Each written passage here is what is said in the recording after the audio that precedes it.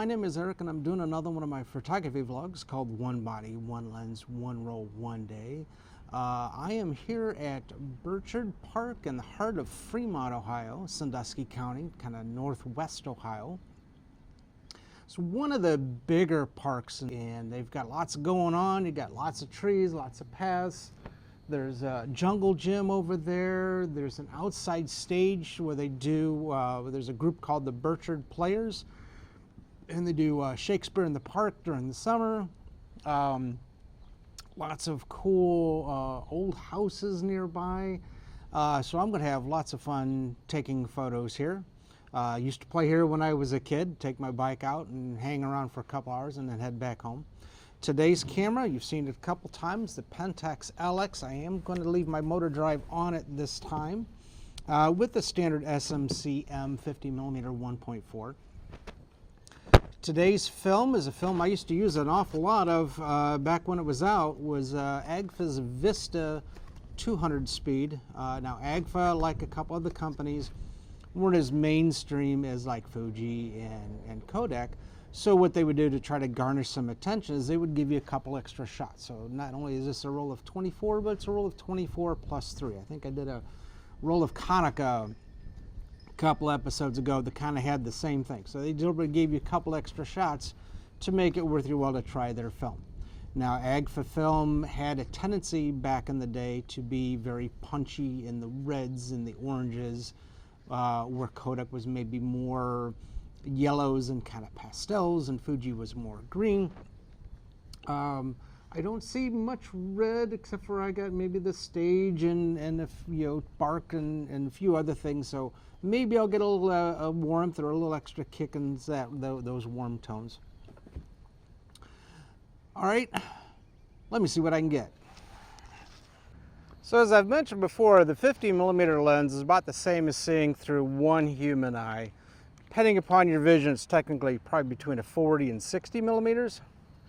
But you could kind of hold it up to one eye and look through the other. You'd be like really close to each other.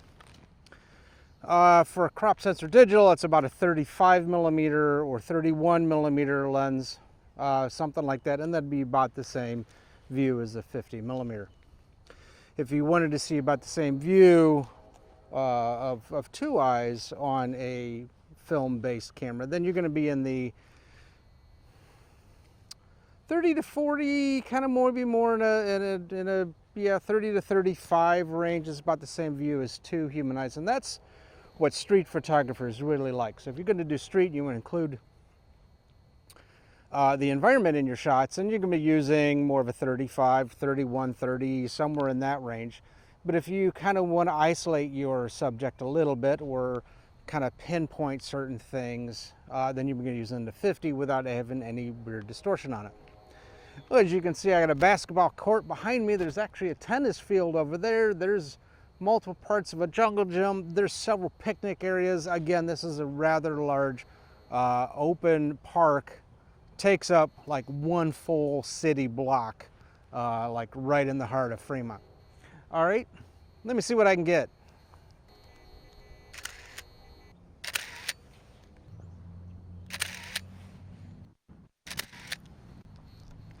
All right, I am on shot 16 of hopefully 27. Maybe I get an extra 28th. Maybe I lose one because how I typically load my camera. Let's keep going down to the other side.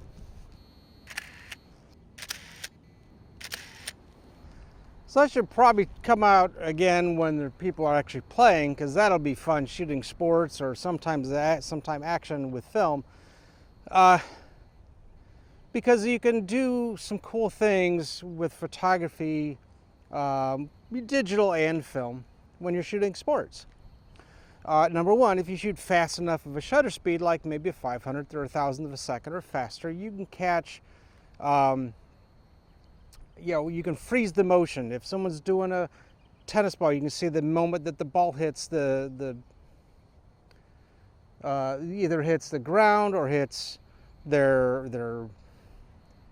I forget what it's called. What is it called for tennis? Tennis racket. The tennis racket. And you can see it stretch out a little bit. Or if you're playing, kickball or dodgeball, the moment of impact of either the foot to the ball or, where the ball hits somebody. You know, basketball is the same thing. You get, you can catch, everything being frozen in time where the ball just kind of goes off where their hands are. Now, if you slow down the shutter speed, then you actually start to catch blur of motion. And I mentioned this with like waterfalls. If you slow down enough with a waterfall, you get that kind of cool swirly movement of the water. You can kind of do the same thing with sports, that if you slow down enough, you can catch the blur of motion. Let's say if you're shooting baseball, you can catch the blur of the bat or the blur of the ball, but the batter and the catcher and the umpire are frozen enough that they seem to be practically still. With tennis, maybe not as much dramatic action except for in the swing of the arm with a racket in it. Basketball, you can catch movement of feet and stuff like that. So it's really kind of cool.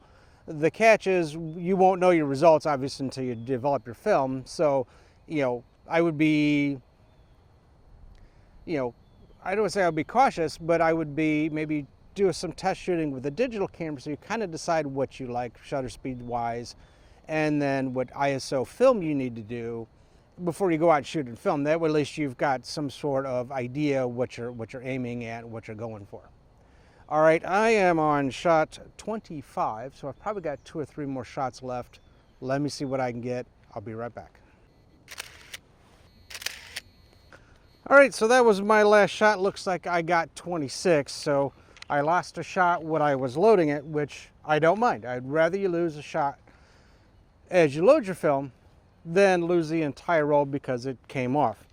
All right, so remember with the old manual cameras, usually there is a release button on the bottom. There's a few Olympuses that are up here, kind of up on the top. And then I'm going to push the button down, and as many rewinds is about as many shots as you took. So this was a roll of 27, so maybe 25 to 28 spins. And you'll feel it let go. There it goes. And voila, there's my film. Okay, so again, today I was at Birchard Park, heart of Fremont, Ohio, Sandusky County area, northwest Ohio. It is a overcast March Friday morning. So I got some nice even light. If I had a camera without a meter, this would be great because I wouldn't have to worry about adjusting my shutter speed aperture is all over the place. If you were to play sunny 16 rule here, I would say we're at least 3 stops darker, so maybe a cloudy F8, cloudy 5.6. All right, hopefully I'll get some images at the end. When you shoot expired film, you never really know. So feel free to give them a thumbs up if I get some cool stuff. Feel free to comment on your experience with AGFA, Vista, their HDC, or some of their other films. They haven't really made any color film in a good 20-ish years. I do have some fresh APX black and white that they make. Hopefully come up with some new color because I always did like their color stuff. Feel free to subscribe. New episodes come out about every Friday and every Saturday.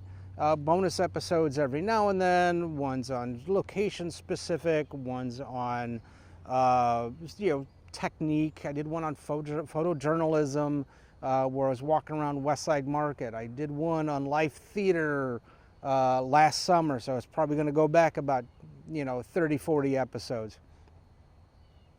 Feel free to subscribe, and feel free to comment, and feel free to share if you like the results too. All right, thanks for watching. We'll see you next episode.